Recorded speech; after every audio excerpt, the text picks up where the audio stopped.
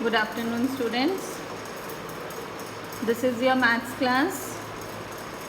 आज हम अपना सेकेंड टर्म का सिलेबस स्टार्ट कर रहे हैं.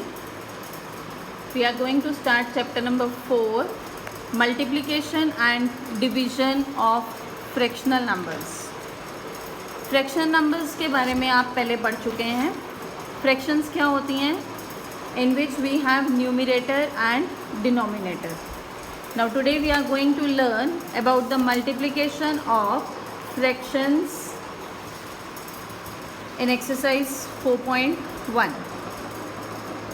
First question is find the product of, and the first part is 5 upon 8 multiply by 4. Now we'll learn how to multiply in fractions. This is your question. 5 upon 8 multiply by 4. जब भी आपने question start करना है, कभी भी आपने question में से ही सॉल्यूशन नहीं स्टार्ट कर देना. सबसे पहले आप यहाँ पर सॉल्यूशन लिखेंगे और उसके बाद ही सॉल्व करना स्टार्ट करेंगे. सॉल्यूशन लिखने के बाद आपने फिर से एक बार क्वेश्चन को लिखना है. 5 upon 8 multiply by 4.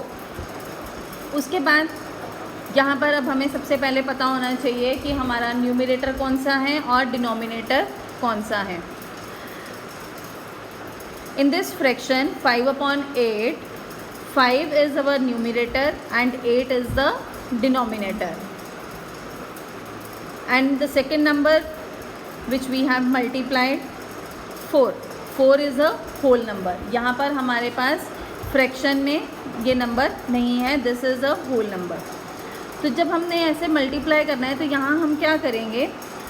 The numerator is multiplied by the numerator. This whole number is a numerator. 5 is to be multiplied by 4. 5 multiply by 4. Symbol of fraction denominator. अगर हमारे पास दूसरी तरफ डिनोमिनेटर में नंबर है then we will multiply the denominator by denominator, otherwise will write the number as same.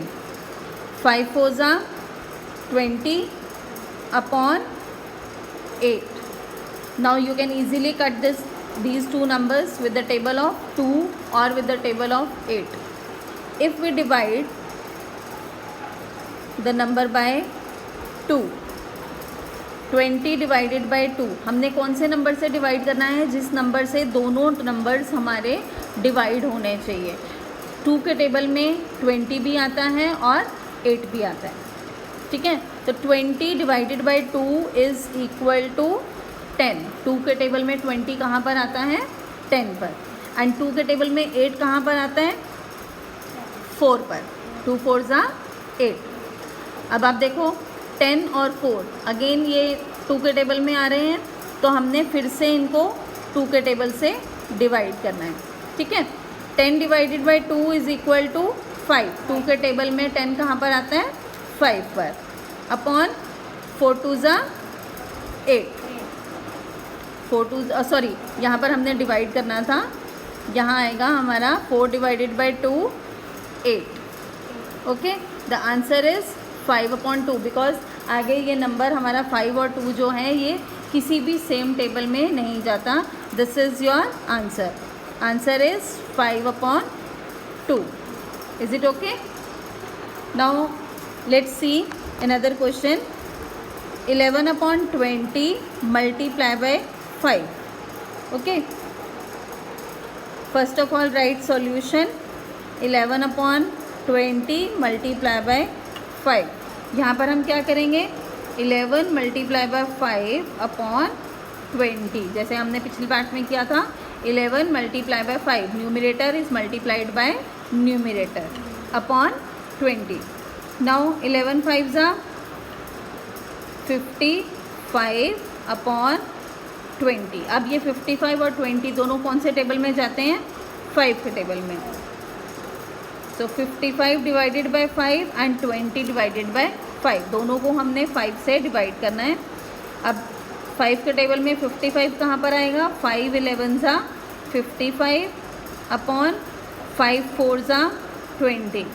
अब 11 और 4 दोनों जो हैं वो किसी भी सेम टेबल पर नहीं जाते, सो हमारा आंसर क्या है 11/4। हमने इनको तब तक डिवाइड करते रहना है जब तक कि ये दोनों सेम टेबल में डिवाइड होते हैं, तब तक डिवाइड करना है, ठीक है।